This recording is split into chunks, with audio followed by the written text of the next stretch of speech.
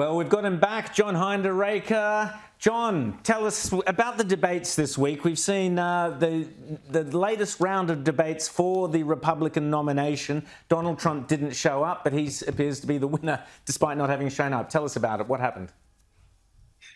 Well, Rowan, to be honest, I don't think a whole lot did happen. The debate was a little bit of a fiasco. It was Fox Business. They had three moderators. One of them was a liberal, a Hispanic who's on a Spanish language TV network. And the other two ostensibly were conservatives, but they were asking very hostile questions a lot of the time. And there was a lot of shouting back and forth, talking over one another. And at this point, it seems like the main significance of these debates is whether any one candidate is going to emerge to become the serious challenger to Donald Trump. And so far, that doesn't seem to be happening. I do think that it's pretty clear that the serious competitors are Ron DeSantis and Nikki Haley. The others are interesting, but probably also Rand's. James. But, I mean, John, some people I've heard say this sort of debate is kind of like an audition for running mate, an audition for vice presidential nominee. I can't imagine Donald Trump putting Nikki Haley or Ron DeSantis anywhere near his ticket. Do you think that whoever he chooses to be his running mate, presuming he does get the nomination, was on that stage, or will it be somebody from off in the wings somewhere that we haven't even heard of?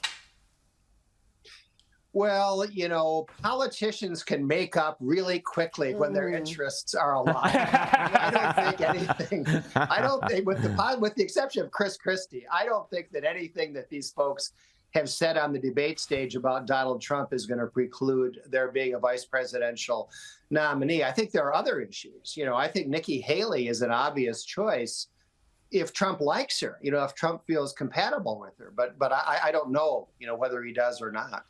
Rita. Well, he did pick her to represent the US at the UN, and she did a very admirable job there. But I'm wanting to talk about this ongoing crisis at the border, which doesn't seem to get the coverage it deserves in the US media. A new record has been set just this month, September, more than 260,000 encounters on that southern border. How much of an issue is this?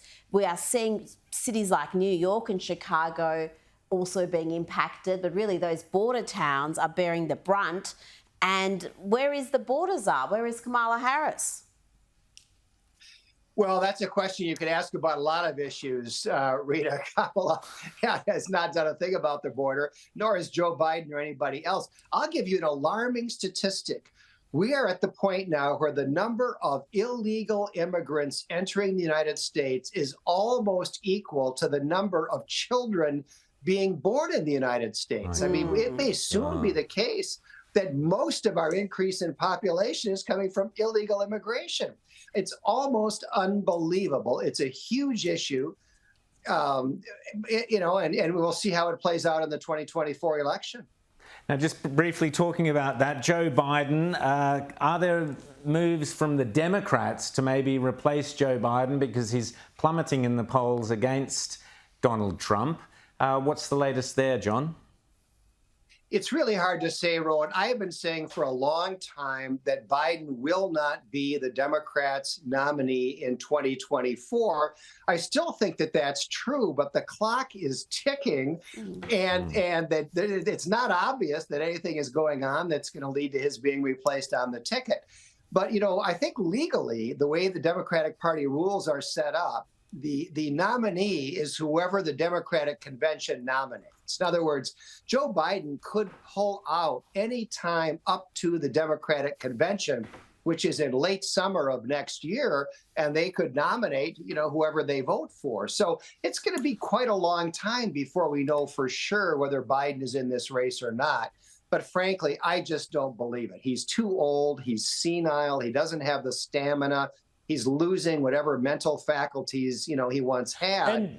And I think it's going to be somebody else. And, John, just very, very quickly, Robert F. Kennedy now running as an independent, not as a Democrat. Is that going to draw votes away from Joe Biden very quickly? Hard to say. I think it's close to 50-50, but with the Kennedy name, he'll probably draw more Democrats than Republicans. John Hinderaker, always great to chat to you. We'll chat again soon. Lots happening. Thanks so much. Also interesting, Washington Post ABC poll came out this week showing Trump 10 points ahead of Biden. Amongst independent voters, the gap was even bigger. So that goes against this narrative that Trump can't possibly win in a general election.